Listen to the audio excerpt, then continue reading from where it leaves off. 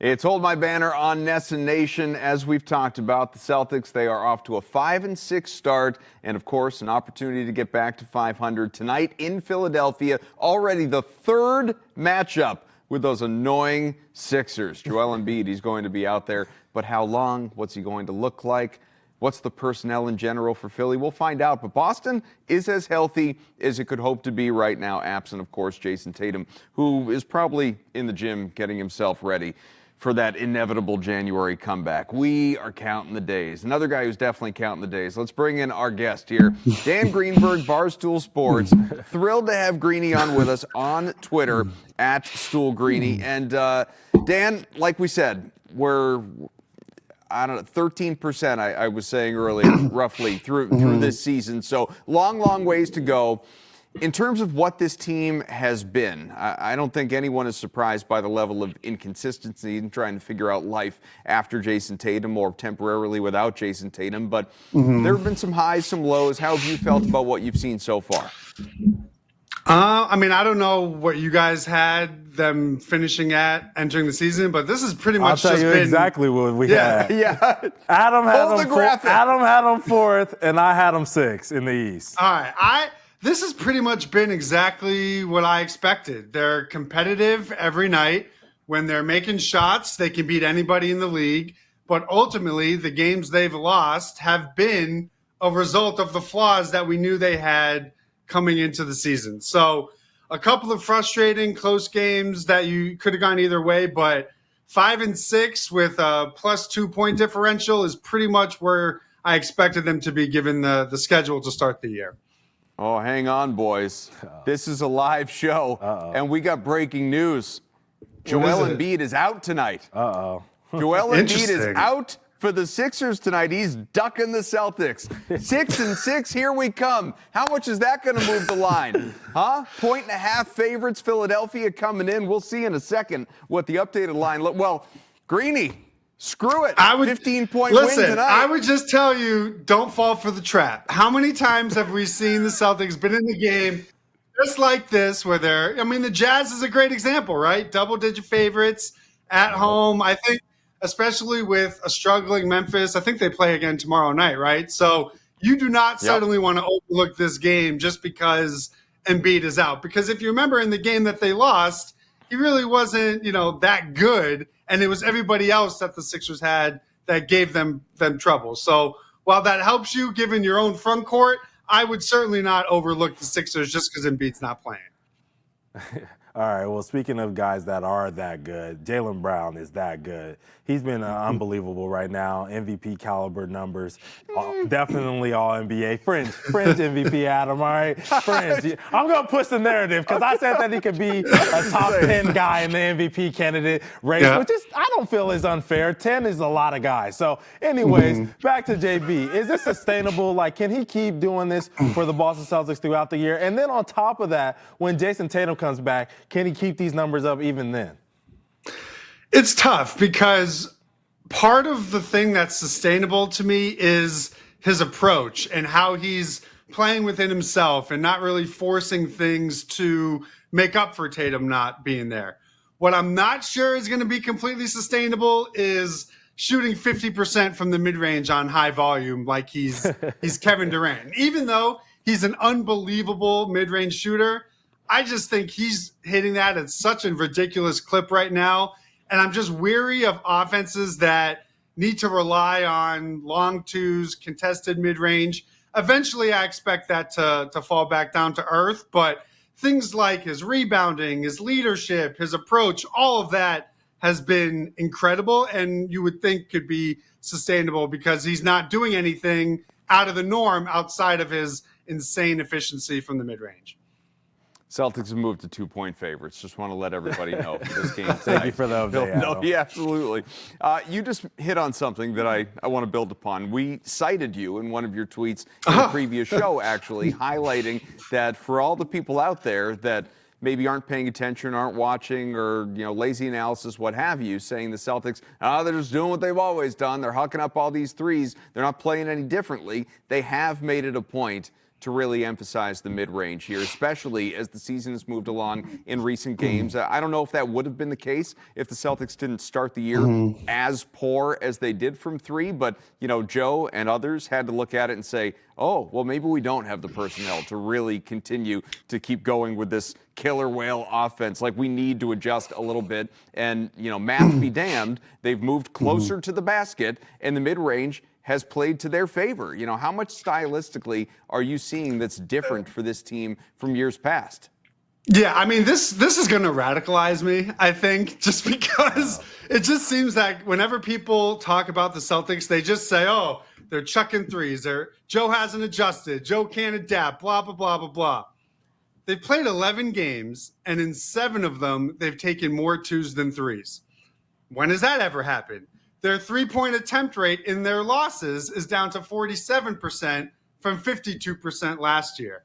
What's interesting is whenever they seem to take a lot of twos and lose the shot math, and mind you, in the 7 games that they've shot more twos, they're 3-4 with 4 losses to playoff opponents. So I just think this is a really interesting experiment to where people need to get over this whole play style issue. The Celtics have never had a play style issue. They had execution issues. And now, just because you're going to have a game where they take 43s, maybe it's even 53s, that doesn't mean that they haven't adapted their play style. They're second in the entire NBA in mid-range field goals. They've gone from 29th to 20th in paint field goals. They've completely eliminated the post-up offense from their system. They're not running as much isolation. So it just really radicalizes me when people who claim that they're watching are like, you're seeing a team take 14 mid-range shots a game,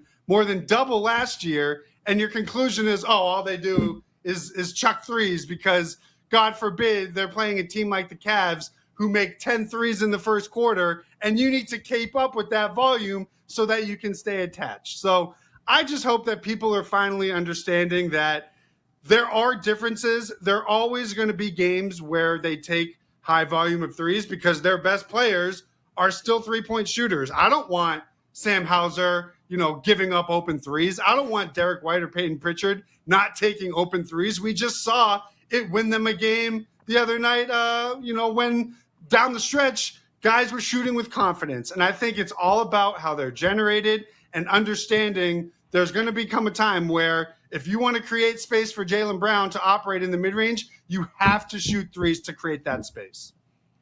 Rant over. I love that you brought up those guys like Derek White, Peyton Pritchard. Obviously, the threes have looked just a little bit different for them this year because a lot of over the last couple of years, it's been more off the catch, Tatum, Brown, setting you up, one more, and you get that wide open look more in rhythm. Now, as them being kind of the primary facilitators of this team, at least through the first 11 games, they're really kind of getting more of them off the bounce, which is, I feel like, been a tougher situation for them. Right. Do you think them shooting, obviously the 20s is an outlier, but do you think they can get back up to being those guys that are higher 30% shooters? Or is this kind of more will they shoot more kind of league average over the year as it goes along? I think you're starting to see Peyton Pritchard snap out of it. I think I looked it up. He's 11 of 25 over his last 3, which is right around 40%. And I think a lot of his is because he got back to taking those catch and shoots. With Derek, I'm a little more nervous just because the offensive load of him having to operate out of pick and roll and just, he just has more that goes into his legs and the conditioning aspect that I feel like a lot more of his are going to be in a pick and roll. If the big is sagging down, playing drop coverage, he's taking that Tatum 3 that he was so good at. When he's able to take his catch and shoot like we saw in the final minute of the fourth quarter, I still have full confidence. And I think he even hit one late against the Jazz, too, that was more off catch and shoot. I just don't know if he's going to have the same volume that Peyton will have, which will help Peyton's efficiency come back to normal. Yeah, so you bring that up, then that comes to a point that I've been hanging my hammer on, nailing my hammer in on is Anthony Simons was one of the best pick and roll guards in the league over the last couple of years, especially shooting that three off the bounce. Like, should he be getting more of these like starting minute opportunities, or at least could we see him potentially get a couple of games? Hey, you start here on this night, you start here on that night. Like, I've seen them kind of switch out the four-man, but Derek White, Peyton Pritchard have been locked in as the starters. Could we see Anthony Simons kind of get those opportunities to get those guys some looks? I almost think how they used him the other game is his perfect role, because it's very interesting when you see how he played in Portland. I'm with you. He was operating out of the pick and roll. He was more of a facilitator. As a Celtic, he's really only been, I don't want to say valuable, but like automatic when it comes to catch and shoot. The other night, we saw a little bit more self-creation, a little bit more off the bounce, and Joe rewarded him with closing minutes in the fourth quarter. And I just think when I'm thinking of the starting lineup, I think Pritchard defensively, as a passer, as a rebounder, is a much better fit for that unit. And then when it comes time to Jaylen getting a rest or Derek getting a rest, okay, Anthony, now is your time to carry the shooting. We'll play to your strengths. If you catch, if you are just suddenly in the zone, he had the first opportunity to close over Pritchard in the fourth quarter. So I think matchups may be dependent on it, but I don't think that you need to mess with the starting lineup, especially because the lineup data from that five-man unit is tremendous. Yeah. And I just think we just are trying to navigate through a shooting slump of two of the five guards on the roster. But how they use Simons and then rewarding him in the fourth quarter, which they didn't really do against Utah, I think is the proper way to use him, at least for now. Fair. To your guys' point about the threes looking different, it's, a lot of what you outlined, but even just stylistically where they're coming from, right? Like it was pointed out, I think, on Zach Lowe's podcast this week that the Celtics aren't generating nearly as many three-point looks from the corners as they have, over the years. Like, I close my eyes, I just see these Al Horford three-pointers from the corners, right? Yep. I get that they're not making as many because he's gone, but they are only generating 12% from the corner. It had been 19% before. I mean, it's considerably different, obviously. Why do you suppose that, just those looks from the corner aren't even there?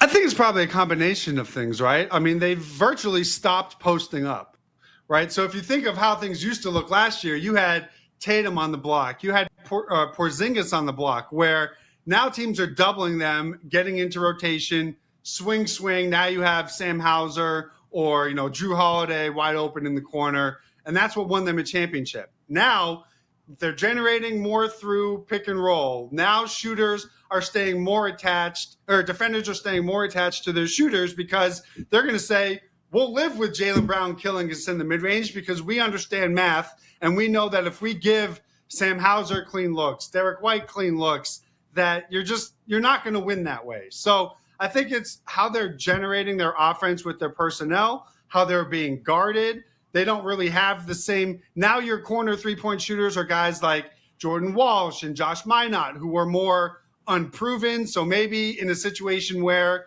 before you had full confidence in swinging the ball to Drew Holiday in the corner, now maybe the thought process is, let me take an open mid-range two, as opposed to risking an open corner three from a guy who really might only be a 31 or 32% shooter. So it's probably a combination of all those things, but it's a shot that won them a title, and I don't think you're going to see their efficiency from behind the arc improve if they're only relying on above the break threes. That's just statistically, that's just not as an efficient three-point shot. All right, so look, I got a two-part question, and I'm going to start with the first part, all right, because I need to know where you stand. Okay. Because Adam and I, we straddle the fence a little bit here with this one. Tank or compete? What should the Boston Celtics do this year? Like, is it time to just lay it down, or is it time to say, hey, man, let's go all in, and when Tatum comes back, this is a team that can go out and compete in the East and get to the Eastern Conference Finals and do some noise? I think the most important thing is, and I think I've told this to Adam before, is the most important thing Celtics fans need to understand is this entire season is fluid. The answer that you want, we do not know on November 11th, right? Like, we just don't know, because it's all going to come down to, once you get to February and March, where are you in terms of the play-in and Tatum's health. If you are somehow overachieving and you're comfortably, you're flirting that 6 or 7 seed just because the win totals are low and Tatum can come back, you're not going to avoid the play-in. If you are a game or two outside of missing it completely, chances are you're probably going to hold Tatum back and take your lottery ball odds. So I just think for now in November, you play to win. What we're seeing is even when they play to win, the way that they're constructed is still flawed. So you may still get the losses that you're looking for if your team tank. You're never going to outpace teams like the Wizards, the Pacers, the Nets. No. So you were never going to be top 3 lottery odds. I think even playing to your ceiling, I had them at 35 to 37 wins.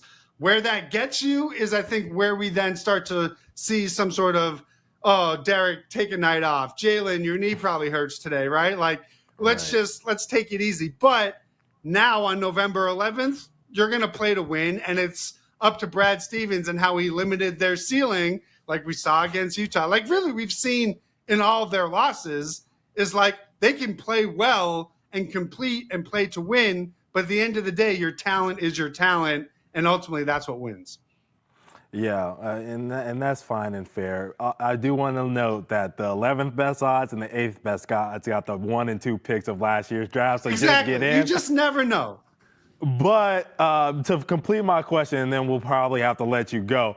I saw you on Twitter earlier today saying talk soon on a guy from Maine. Listen. What's his name again? Oh, Cooper Flagg. So since we want to talk about New England, and we are New England Sports Network that you're on right now, AJ DeBansa, Cooper Flagg. Which one would you rather have, Dan? Well, AJ's probably more realistic. We're probably 7 or 8 years away from the Cooper Flagg dream. It's just something, he always seems to play well when he's wearing the green Mavericks jersey. I'm just keeping tabs on it. I'm just noticing when it comes to AJ, it's like, you look at all these freshmen, but you see his highlights, you're like, all right, you can understand why there may be some people in Team Tank.